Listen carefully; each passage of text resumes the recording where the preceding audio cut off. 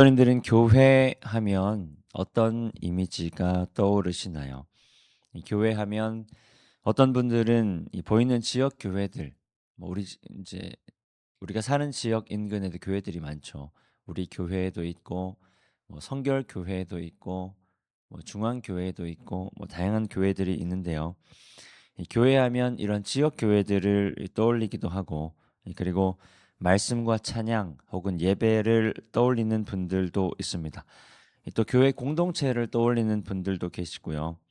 요즘 같은 시대에는 이 교회하면 또 부정적인 이미지를 떠올리는 분들도 있습니다. 또 어떤 분들은 하나님의 집 혹은 하나님께서 거하시는 곳이라는 이미지를 떠올리는 분들도 있습니다. 사실 정답은 없죠. 교회가 갖고 있는 여러 가지 면들 중에서 각자가 중요하게 생각하는 것 혹은 각자가 중요하게 고백하고 싶은 것을 떠올리는 것입니다. 그런 관점에서 오늘 본문에서 에스겔은 하나님의 성전에 대한 자신의 고백을 담아내고 있습니다. 이 본문은요, 여호와의 권능에 이끌림을 받은 에스겔이 성전에 이르는 장면입니다. 성전에 이르러 이곳 저곳을 측량하는데요. 이 회복될 성전, 그러니까 하나님께서 회복하실 성전의 모습을 굉장히 구체적으로 묘사하고 있습니다. 그런데 한 가지 주목해 보아야 할 점이 있는데요. 바로 성전을 나타내는 단어입니다. 에스겔을 보면 성전이라는 표현이 꽤 많이 등장하는데요. 성전으로 번역된 단어가 몇 가지가 있는데 가장 많이 사용된 단어가 이 바이트라는 단어입니다. 일반적으로 바이트는요, 집을 나타내기도 하고 혹은 특정한 가문 또는 무언가를 안전하게 담거나 에워싸는 것을 의미합니다. 그러니까 바이트가 의미하는 성전은 하나님의 집이기도 하고 또 하나님께서 그의 백성들을 지키시고 보호하시는 공간입니다. 하나님의 백성들은 성전에서 하나님 앞에 제사를 드림을 통해서 하나님의 보호하심을 경험하게 된다라는 말입니다. 에스겔에게 있어서 성전은 하나님께서 자기 민족을 지키시고 보호하시기 위해서 마련해 두신 하나님의 품과도 같았습니다. 에스겔은 하나님께서 환상 중에 보여주시는 성전을 통해서 하나님께서 여전히 우리를 지키시고 보호하고 계시는구나 고백했을 겁니다. 그런데 오늘 본문 이 에스겔 41장에서 사용된 단어는요, 조금 다른 단어가 사용되었습니다. 본문 1절 말씀 함께 읽겠습니다. 그가 나를 데리고 성전에 이르러 그 문벽을 측량하니 이곳 두께도 6척이요 저곳 두께도 6척이라 두께가 그와 같으며, 여기서 성전으로 번역된 단어는요, 이 바이트가 아니라 헤칼이라는 단어입니다. 이게 이제 무슨 의미인가 싶을 수도 있는데요. 이게 좀 왜 독특하냐면 에스겔서에 사용된 거의 대부분의 성전은 바이트라는 단어를 사용을 했는데 이 41장에서만 이 두드러지게 에스겔은 이 헤칼이라는 단어를 사용하고 있습니다. 그러니까 이 헤칼이라는 단어는 에스겔 41장을 제외하면 거의 잘 등장하지 않는 단어입니다. 그러면 헤칼이라는 단어는 어떤 의미인가 하면요, 기본적으로 헤칼은 성전을 의미하기도 하고 그리고 성소를 의미하기도 합니다. 어원적으로는요, 왕의 대궁전 혹은 왕을 접견하는 공간을 의미하는 단어에서 파생되었다라고 합니다. 그러니까 헤칼은 앞에서 보았던 바이트와는 조금 다른 의미죠. 하나님의 신실하심이나 하나님의 지키심과 보호하심.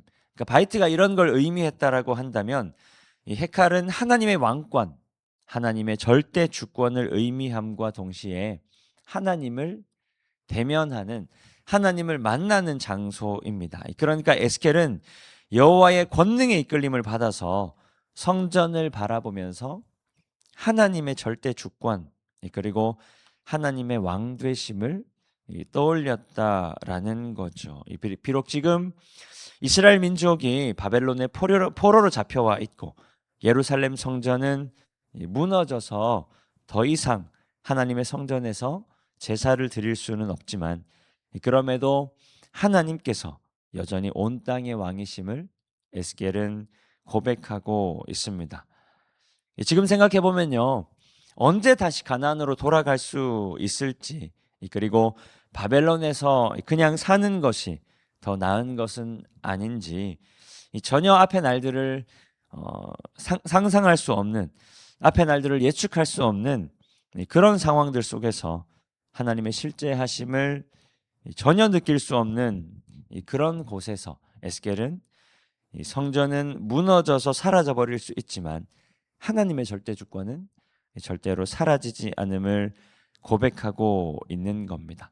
그리고 동시에 바벨론 포로로 살아가고 있는 수많은 이스라엘 민족들에게 너희 눈에 보이는 것들을 지배하고 있는 이 세상의 권세와 지식들, 그리고 부와 명예들, 바벨론의 신들이 왕이 아니라 하나님만이 우리의 왕이시고 하나님만이 여전히 우리 가운데 살아 계셔서 우리를 다스리시는 우리의 하나님이심을 에스겔은 선포하고 있는 겁니다. 우리에게도 에스겔과 같은 고백과 선포가 필요하지 않는가?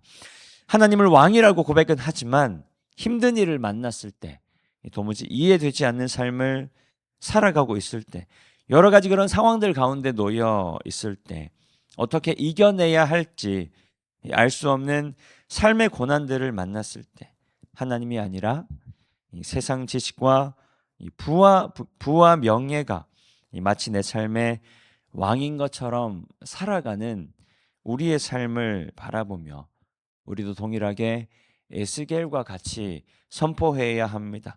우리가 쫓아 살아가는 그런 것들이 우리의 왕이 아니라 하나님만이 내 삶의 왕이시고 내 삶의 주인이시다.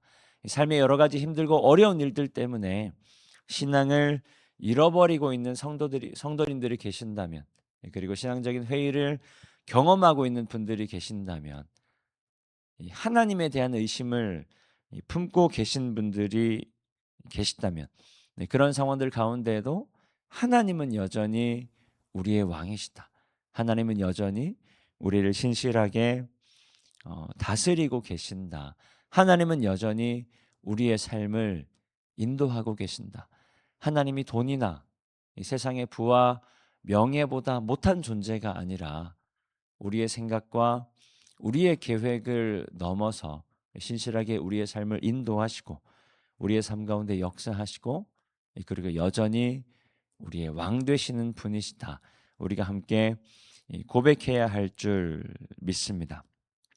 그런 믿음으로요, 오늘 하루도 하나님의 왕 되심을 우리가 삶으로 고백하며 선포하고, 그리고 또 왕 되신 하나님께서 우리 가운데 말씀하심을 따라 살아가며 또 그 말씀으로 승리하는 우리 모든 성도님들 되시기를 축복합니다.